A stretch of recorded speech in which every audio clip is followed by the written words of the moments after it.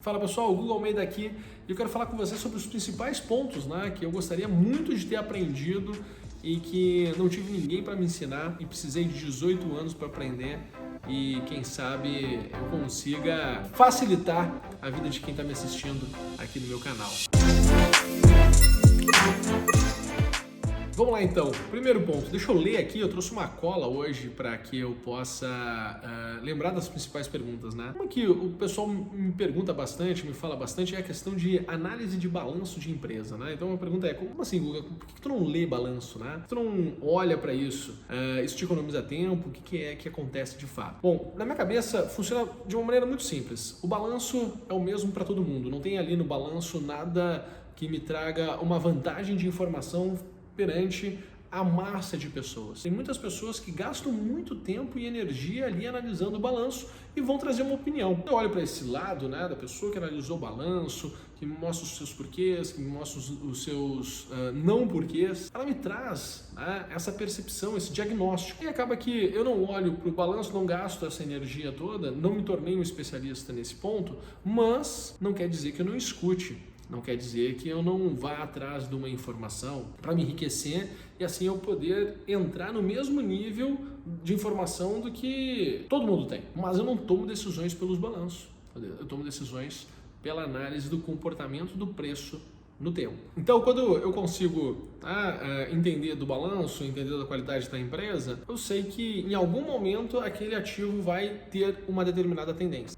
O mercado vai entender que ele tem uma determinada precificação e se daqui a pouco o preço do ativo cair bastante, eu tenho uma janela de oportunidade de um momento, não necessariamente eu vou carregar esse ativo por muito tempo, mas eu consigo tangibilizar melhor aqueles ativos que o mercado entende como tendo mais ou menos qualidade. E aí fica muito mais fácil de traçar as estratégias. A segunda pergunta que as pessoas me fazem, e eu acho muito legal essa pergunta, é: você precisa assumir um stop? Porque se o ativo tem qualidade, por que você vai vender ele? E eu acho que está um ponto interessantíssimo, que é aprender a errar. Eu acredito que o grande desafio no mercado financeiro, de investimento, de trade, o que for, é você aceitar que pode sim estar errado. Porque no momento que eu não aceito um stop, o que é um stop? O stop é eu falar, ok, essa posição nessa condição, essa posição que eu tenho em aberto, essas ações que eu tenho em aberto, nessa condição não fazem mais sentido para mim. E no momento que elas não fazem mais sentido para mim, eu abandono aquela posição e assumo um prejuízo, ou daqui a pouco assumo um lucro menor do que eu gostaria de ter tido. Então, aceitar que as coisas podem ter mudado, aceitar que o ambiente ele é mutável, é uma característica de flexibilidade por parte do investidor. Isso te coloca lá na frente. E aí o mais legal é que, como pessoa física investindo, nós podemos assumir muito melhor o stop. Eu acho bonito quando falam, imagina se o Buffett tivesse que se estopar, com aquele fundo multibilionário dele. Óbvio que ele não consegue, mas ele tem um problema diferente do nosso pessoa física. O problema dele é gerenciar um volume estrondoso e isso permite com que ele tenha uma posição e encare o mercado por um ângulo diferente. Se você conseguir encarar o mercado pelo mesmo ângulo que ele está encarando, na mesma postura que ele está encarando, maravilha. Mas não é o que acontece com 99,99999% dos participantes do mercado. A gente tem que ter muita consciência em relação a isso, Qual é o nosso tamanho? E eu sim considero que para a pessoa física assumir o stop é como se fosse um processo de reset mental. A gente sai da posição, a gente zera a nossa posição, a gente abandona aquele momento e pode raciocinar sem um viés. Porque quando a gente tem a posição, a gente é muito impactado pelos nossos viés. Então é importante sim assumir o stop. É saudável assumir quando está errado. Terceiro ponto, que gostaria de ter conversado e me perguntam bastante, é sobre uma frase que eu falo muito, Você tem que ter expectativa positiva em relação ao futuro. E quando se fala de incerteza, e de que a gente não consegue ter uma certa previsibilidade em relação ao que vai acontecer, isso gera na minha opinião, uma fragilidade muito grande sobre essa questão de ter uma expectativa positiva em relação ao futuro. Porque todos os anos, se a gente for olhar, sempre nós temos situações muito problemáticas, conturbadas, A gente sempre tem conflitos para serem resolvidos. E acaba que a informação que chega até nós, elas mostram muito mais essa questão de conflitos, porque as pessoas elas dão mais atenção aos problemas. Então como é que a gente pode gerar uma expectativa positiva em relação ao futuro, né? Somente tendo estratégias muito bem claras, muito bem definidas e que a gente acredite no processo que a gente vai ter de investimento. Se a gente não acredita no processo que a gente vai ter de investimento, não tem como ter uma expectativa de que lá na frente, seguindo esse processo, tu vai estar melhor do que tu está hoje e além de estar melhor do que tu está hoje, tem que estar melhor a um ponto que te satisfaça por ter percorrido todo um processo de investimento onde você teve stops, não teve stops, né? Então você tem que criar uma expectativa positiva em relação ao futuro. Se não tem uma expectativa positiva verdadeira em relação ao futuro, não adianta você investir. Você vai ter a sensação de que você não está crescendo e mais, você vai ter a sensação de que não está crescendo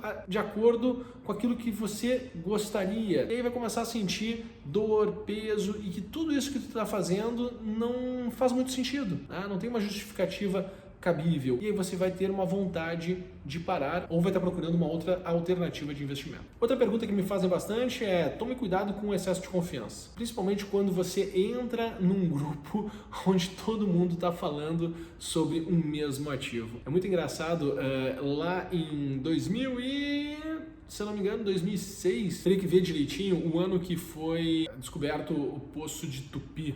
Se eu não me engano, foi 2007, né? O do Poço de Tupi pela Petrobras. Tinha um grande amigo meu que negociava operações estruturadas de opções. Naquela época, aqui no Brasil era muito menos desenvolvido, muito menos sofisticado que hoje. Ele fez uma operação que, olha, a chance de dar errado era muito grande. A Petrobras tinha que subir 10% num dia. E naquele dia ele tinha feito uma operação, tinha montado uma operação para ganhar R$2.000. Conclusão, Petrobras descobriu o Tupi, subiu muito mais que os 10% e ele perdeu R$200.000. Então, cuidado com o excesso de confiança, porque é exatamente o excesso de confiança que vai fazer com que você não enxergue de verdade aonde estão os riscos. Tome cuidado com a sensação do Superman, a sensação do Superman de que é invencível, é o homem mais forte do universo. E para os investidores, né, a criptonita é o excesso de confiança. Outro exemplo de excesso de confiança, só que agora em 2020, a China entrou em lockdown um mês antes de as bolsas entrarem no colapso, né, nessa queda intensa de 15 dias. As pessoas brincavam na primeira semana, né, de que o Covid era uma janela de oportunidade e aí depois se desesperavam. E aí aquelas pessoas que debochavam nas redes sociais, né, de que os circuit breaks que estavam acontecendo ali logo no início, eles eram uma situação passageira, já tinham vivido aquilo várias outras vezes, né, acabaram performando muito mal no ano de 2020 e muito se deu por causa do viés do excesso de confiança. E por fim, o último conselho que eu gostaria, né, de ter recebido é: não tenha medo de errar. Acho que no Brasil, principalmente, a gente tem uma cultura muito forte de que o erro é algo negativo, é algo ruim, né? Algo que a gente tenta fugir. E aí quando nós erramos na Bolsa de Valores, tá, a gente se sente muito exposto, né, muito machucado, porque impacta diretamente em algo que a gente corre ou é treinado para correr uma vida inteira, que é a questão do dinheiro. Então traz uma insegurança, traz uma instabilidade, né? Então a gente não tem que ter medo de errar. A gente simplesmente tem que dizer o quanto nós estamos dispostos a errar, né, em cada uma das situações. Então nós temos que entender que ao tomar aquele determinado risco, nós temos uma possibilidade sim de não dar certo, e se não der certo vai vir um determinado prejuízo.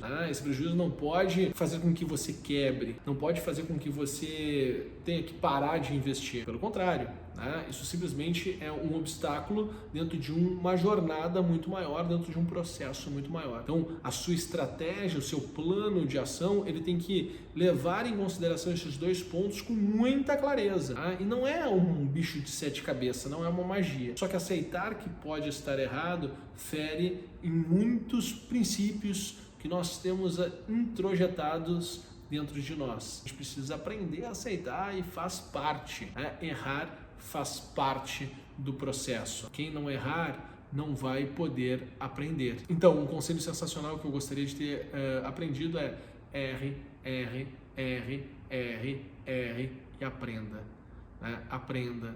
Não queira antes fazer de aprender. Então hoje a minha rotina no mercado, minha rotina na Bolsa de Valores é muito mais traçar cenários, né? Quando eu tenho mais tempo sem o mercado estar em funcionamento, que é na parte da manhã, principalmente do domingo, tá? Com tranquilidade, com calma, depois de um dia relaxado, um dia distante do mercado. Então, traçar os meus cenários e ao longo da semana ir me adaptando, né? Ir olhando o que o mercado vai fazendo e adaptando os meus cenários e adaptando as minhas metas de acordo com as oportunidades que são mostradas pelos cenários. Então isso me permite ter muito mais flexibilidade, ter muito mais liberdade, poder ter tempo para conversar com as pessoas que estão dentro da minha plataforma, do Google Almeida, traçar, né, estratégias, questionar as estratégias das outras pessoas também dentro da comunidade, lá dentro da plataforma do Google Almeida, construir conteúdos aqui para vocês, né? Isso me traz muito mais flexibilidade e tranquilidade. E acompanhar o mercado, mesmo depois de ter colocado uma ordem para ser executado ou ter sido executada essa ordem, né, não vai fazer diferença nenhuma em toda a minha estratégia, né, em todo o mercado, não vai fazer diferença nenhuma eu estar acompanhando ou não estar acompanhando. Quando você tem um objetivo traçado, quando você entende os riscos que pode assumir, tudo fica mais fácil, tudo fica mais leve, tudo fica mais tranquilo e pode ter certeza, todo mundo tem o direito e a obrigação de cuidar do seu recurso e tem o direito e a obrigação de ter investimentos sendo administrados, sendo gerenciados de forma ativas por vocês. E pode ter certeza que todo mundo tem o direito e a obrigação, né, todo mundo tem o dever de cuidar do seu recurso financeiro de forma ativa, porque senão você pode ter certeza, você vai ser liquidez do mercado e o mercado não vai servir para aquilo que você quer. Se você gostou desse vídeo, por favor, deixe o seu like, coloque o seu comentário, né? Seja ele positivo, seja ele negativo, coloque essa dúvida, compartilhe com seus amigos, tenho certeza que muitas pessoas podem se beneficiar muito desse conteúdo, porque vai abrir, né, a sua percepção. Tá joia? Um grande abraço e até o próximo vídeo.